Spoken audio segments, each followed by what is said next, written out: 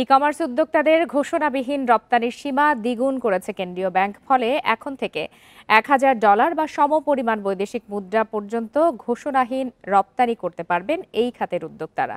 বুধবার এই সংক্রান্ত নির্দেশনা জারি করে কেন্দ্রীয় ব্যাংক। এছাড়া এখন থেকে ঘোষণাবিহীন রপ্তানির আয় অনুমোদিত মোবাইল ফাইন্যান্সিয়াল সার্ভিস এবং পেমেন্ট সার্ভিস প্রোভাইডারের মাধ্যমে দেশে আনা যাবে।